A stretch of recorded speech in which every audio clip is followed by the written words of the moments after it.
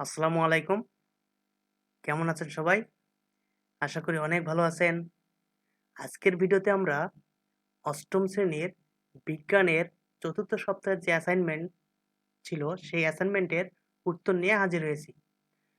শিক্ষার্থীরা তোমরা স্ক্রিনে দেখতে পাচ্ছ তোমাদের ৪র্থ সপ্তাহের যে অ্যাসাইনমেন্ট তোমাদের যে নির্ধারিত কাজটা ছিল তার নির্দেশকটা বা যে প্রশ্নটা দেওয়া হয় সেই প্রশ্নটা এখানে তোমাদের একটা সৃজনশীল প্রশ্ন দেয়া আছে, একটা ছক আছে। সেখান থেকে তোমাদের ক, খ, গ এবং ঘ এই ৪ টি প্রশ্নের সমাধান করতে হবে। আমরা আজকের ভিডিওতে এই ৪ টি প্রশ্নের সমাধান নিয়ে হাজির হয়েছি। আমরা প্রথমে দেখি ক নাম্বার বলছে আইসোটোপ কাকে বলে? ক নম্বর প্রশ্নে আমাদের ছিল আইসোটোপ কাকে বলে? উত্তরটা আমরা এভাবে দিতে পারি, যে সকল পরমাণুর প্রোটন সংখ্যা সমান কিন্তু ভর সংখ্যা ও নিউট্রন সংখ্যা ভিন্ন তাদেরকে একে অপরের আইসোটোপ বলে। আমরা ক নম্বরটা শিখে নিলাম। এখন আসি আমরা খ নম্বরে। খ নম্বর আমাদের প্রশ্ন ছিল পারমাণবিক সংখ্যা বলতে কি বোঝো? আমরা উত্তরটা এভাবে দিতে পারি, পারমাণবিক সংখ্যা হলো কোনো মৌলের পরমাণুতে উপস্থিত প্রোটনের সংখ্যা। পারমাণবিক সংখ্যা একটি উপাদানের প্রোটনের সংখ্যার সমান হয়। সহজ ভাষায় পরমাণুর পারমাণবিক সংখ্যা হলো পরমাণুর প্রোটন বা ইলেকট্রনের সংখ্যা। একটি নির্দিষ্ট সংখ্যক প্রোটন থাকার ফলে এটি প্রোটন তৈরি করে। সুতরাং পারমাণবিক সংখ্যা বলতে একটি পরমাণুর নিউক্লিয়াসে উপস্থিত প্রোটনের সংখ্যা বোঝায়। প্রতিটি উপাদানের নিজস্ব পারমাণবিক সংখ্যা রয়েছে। কোনো পরমাণুর পারমাণবিক সংখ্যা পরিবর্তন করা যায় না, কারণ এটি একটি পরমাণুর যুক্ত বৈশিষ্ট্য। আমরা খ নম্বর উত্তরটা দেখে নিলাম। এখন আসি আমরা আমাদের নির্ধারিত কাজের গ নম্বর প্রশ্নটা। গ নম্বর প্রশ্ন আমাদের ছিল যে গ নম্বর প্রশ্নের যে উত্তরটা সেটা আমরা এখানে আমরা উল্লেখ করতেছি, তোমরা স্ক্রিনে দেখতে পাচ্ছ। ঘ নম্বর উত্তরটা হচ্ছে এভাবে, উদ্দীপকে উল্লেখিত জেট মৌলটি হচ্ছে কার্বন।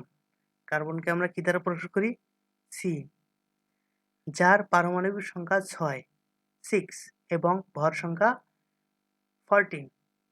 আমরা জানি মৌলের নিউট্রন সংখ্যা সমান মৌলের ভর সংখ্যা বিয়োগ মৌলের প্রোটন সংখ্যা। এখানে উদ্দীপক থেকে পাই জেট মৌলটির ভর সংখ্যা হচ্ছে 14 এবং প্রোটন বা পারমাণবিক সংখ্যা হচ্ছে 6। সুতরাং জেট মৌলটির নিউট্রন সংখ্যা সমান জেট মৌলটির ভর সংখ্যা মাইনাস জেট মৌলটির প্রোটন সংখ্যা। আমরা এটাকে মাইনাস করে পাই 8।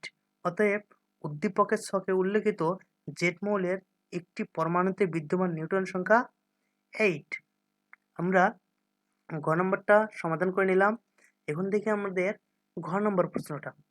ঘ নম্বর প্রশ্নটা আমরা এভাবে দিতে পারি, উদ্দীপকের ছকে উল্লেখিত এক্স এবং ওয়াই মৌল দুইটির পরমাণুসমূহের মধ্যে যৌগ গঠন করা সম্ভব।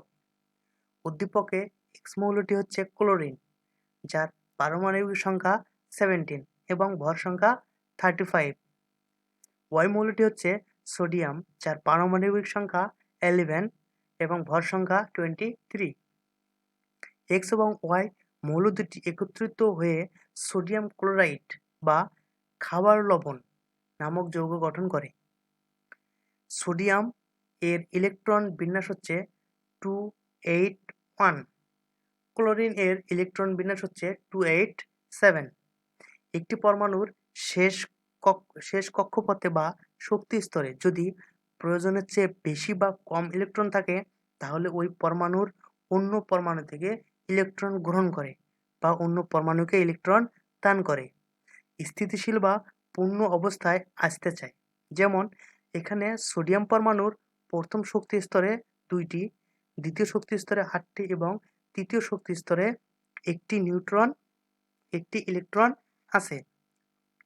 এরপর আমরা দেখি এটি তার স্থিতিশীল অবস্থা নয়, কারণ এর তৃতীয় শক্তি স্তরে মাত্র একটি ইলেকট্রন আছে।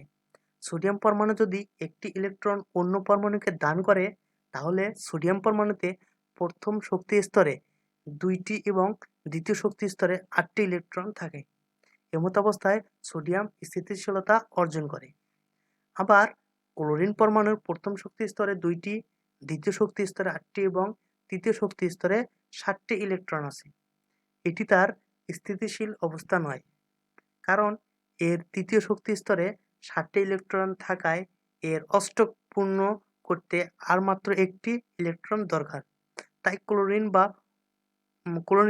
অন্য পরমাণু থেকে একটি ইলেকট্রন গ্রহণ করে স্থিতিশীলতা অর্জন করে।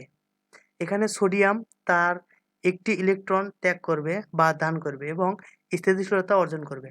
অপরদিকে ক্লোরিন সেই ইলেকট্রন গ্রহণ করবে এবং স্থিতিশীলতা অর্জন করবে। এভাবে সোডিয়াম ও ক্লোরিন ইলেকট্রন শেয়ারের মাধ্যমে নতুন যৌগ সোডিয়াম ক্লোরাইড বা খাবার লবণ উৎপন্ন করে।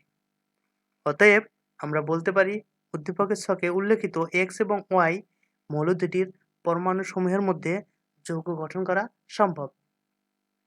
শিক্ষার্থী বন্ধুরা, তোমরা নিশ্চয়ই তোমাদের সমাধানটা সুন্দরভাবে দেখে নিলে।